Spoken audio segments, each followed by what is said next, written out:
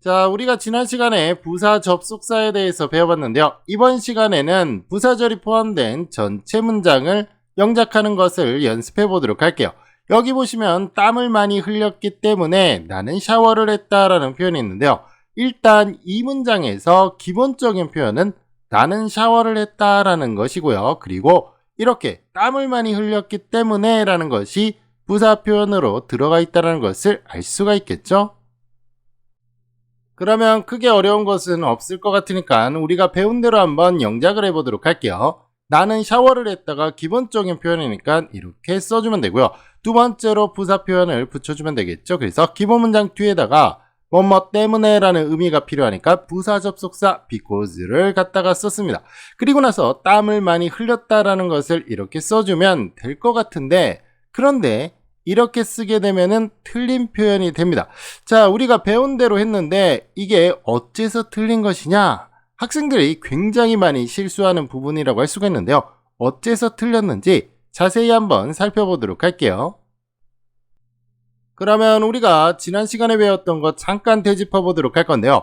부사 접속사는 여러분들 무엇을 부사 표현으로 바꿔서 붙여주는 역할을 한다고 했죠? 바로 문장 전체를 부사로 만든다라고 했죠. 예문을 보시면은요, 우리나라 말에서 그가 그 시험을 통과했다라는 것을 통과했기 때문에 라는 식으로 때문에 라는 의미를 더해서 부사 표현으로 바꾸듯이 영어도 마찬가지라고 했죠. 그래서 이러한 문장을 because라는 것을 이용해서 부사 표현으로 바꿔준다라고 했는데요. 그런데 여러분들이 한 가지 주의할 점이 있습니다. 문장이라고 하는 것은 당연히 주어와 동사가 나타나야만 한다라는 거, 이 부분을 꼭 기억을 해두고 있어야겠죠? 우리가 사용하고 있는 한국어와는 다르게 영어라고 하는 것은 철저하게 구조의 언어라고 할 수가 있습니다. 왜냐하면 구조가 달라지면 의미가 달라질 수 있기 때문이라고 할 수가 있는데요. 그렇기 때문에 여기 나와 있는 기본적인 구조는 1차적으로 지켜야 할 그런 원칙이라고 할 수가 있습니다. 여러분들 보시면은 이 5가지의 문장에서 동사 앞에는 무조건 주어가 나타난다는 것을 알 수가 있겠죠. 그러면 우리가 만들었던 표현을 다시 한번 보도록 할게요. 여러분들 여기 보시면은 동사의 앞에 주어가 없다라는 것을 알 수가 있겠죠. 그렇기 때문에 당연히 기본적인 원칙이 지켜지지 않았기 때문에 틀리게 된다는 것을 알 수가 있는데요. 그런데 이렇게 질문을 하는 학생들도 있습니다. 우리나라 말에는 주어가 없는데 왜 영어는 저런 식으로 꼭 주어가 나와야 되느냐? 바로 이 부분 때문에 사실 굉장히 많이 틀린다라고 할 수가 있는데요. 조금 더 자세히 보도록 할게요. 한국어와 영어를 비교해보면 한국어라고 하는 것은 구조적으로 굉장히 자유로운 언어라고 할 수가 있습니다. 그렇기 때문에 우리는 일반적으로 말을 할 때 반복되는 주어를 아예 생략하고 표현하는 편이라고 할 수가 있는데요. 영어는 그렇지 않습니다. 영어는 주어를 그냥 생략하면 당연히 안 된다라고 할 수가 있는데요. 영어라고 하는 것은 동사 형태가 나올 때는 반드시 주어를 나타내주는 그런 식의 구조를 철저하게 지키는 언어라고 할 수가 있는데요. 물론 영어도 반복되는 주어를 생략하는 경우가 있습니다. 그런데 그때는 그냥 생략하는 것이 아니라 구조적인 장치를 마련하고 생략한다라고 할 수가 있습니다. 이 부분은 우리가 다음 시간에 배우고요. 지금은 동사의 형태가 나오면 주어가 반드시 나와야 된다는 점, 이 점을 확실하게 이해를 하고 넘어가야겠죠? 그러면 밑에 있는 문장하고 비교해 보도록 할게요. 밑에 있는 문장을 보시면은요, 내 동생이라고 하는 새로운 주어가 나타나고 있다는 것을 알 수가 있겠죠. 이렇게 주어가 서로 다른 문장일 경우에는 실수하는 빈도가 굉장히 적다라고 할 수가 있는데요. 위에 있는 경우처럼 주어가 똑같을 때는 실수하는 경우가 굉장히 많으니까 항상 주의를 해 두셔야겠죠. 자, 접속사와 관련돼서 실수하는 부분 한 가지 더 짚고 넘어가 보도록 할게요. 이 부분은 사실 많이 실수하지는 않는데요. 그렇다 하더라도 종종 실수를 하는 경우가 나오니까 확인을 하고 넘어갈 필요가 있습니다.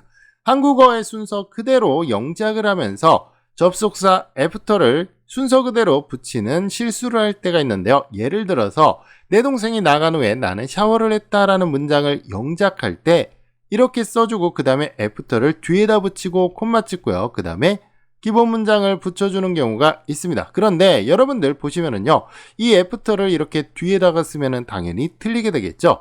영어에서 모든 기능어는 당연히 문장의 앞에 또는 어떤 단어의 앞에 붙는다라는 것을 명심하셔야 합니다. 그렇기 때문에 after를 이렇게 앞에다 써주고 그 다음에 콤마를 찍고 이렇게 기본 문장을 붙여야 된다는 거 반드시 기억을 해 두셔야겠죠? 그러면 저와 함께 간단한 표현들 연습해 보도록 할게요. 첫 번째 문장 보도록 할게요. 나는 네가 떠난 후에 너의 지갑을 발견했다 이렇게 됐는데요. 기본적인 표현은 나는 너의 지갑을 발견했다니까 이렇게 써주면 되고요. 그 다음에 네가 떠난 후에라는 것 뒤에다가 붙여주면 되겠죠. 뭐만 후에니까 after를 이용해서 뒤에다가 문장 갖다 붙여주면 되는데요. 네가 떠났다라는 표현 이렇게 써주면 완성이 됩니다. 두 번째 문장 보도록 할게요. 만약 내일 눈이 온다면 나는 스키 타러 갈 것이다 이렇게 돼 있는데요. 기본적으로는 이것이 기본 문장이니까 당연히 이렇게 써주면 되겠죠. 그리고 두 번째로 부사 표현을 뒤에다가 붙여주면 되는데요. 만약 뭐뭐 한다면 이라는 표현 우리가 if라는 것을 이용해서 부사 표현을 만들 수가 있습니다. 자, 내일 눈이 온다면 눈이 오는 것은 날씨니까 시간, 날씨, 거리를 나타내주는 비인칭 주어 is로 시작하면 되겠죠. 그래서 It snows tomorrow 이렇게 써주면 완성됩니다.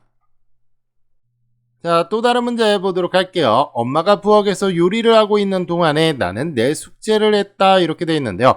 기본적인 표현은 나는 내 숙제를 했다니까 이렇게 써주면 되겠죠. 두 번째로 부사 표현 갖다 붙이면 되는데요.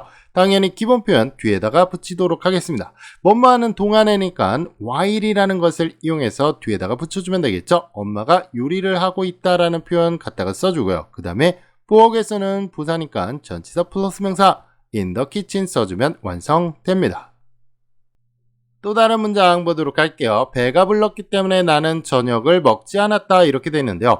기본적인 표현은 나는 저녁을 먹지 않았다라고 할 수가 있습니다. 자, 그래서 이렇게 써주면 되고요. 두 번째로 배가 불렀기 때문에라는 부사 표현 붙여줘야겠죠. 기본 문장 뒤에다가 since라고 하는 것을 이용해서 뒤에다가 I was full 갖다 붙이면 되는데요. 그런데 여러분들 보시면은 콤마가 찍혀 있다는 것을 알 수 있습니다. 자, 콤마가 찍혀 있을 때는 부사 문장을 앞으로 보냈다라는 의미가 되니까 이렇게 since I was full을 갖다 놓고요. 그 다음에 콤마를 찍어서 뒤에다가 기본 문장을 배치시키면 된다라고 할 수가 있겠죠.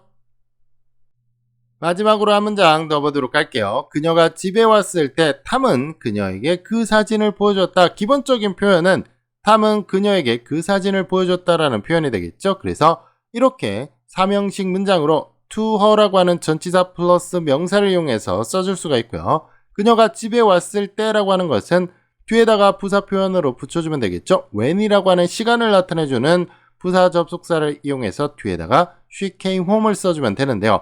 마찬가지로 콤마가 찍혀 있다는 것을 알 수가 있습니다. 그러니까 부사 문장을 앞으로 보내주고요. 그 다음에 콤마 찍고 기본 문장 위치시켜주면 완성이 됩니다.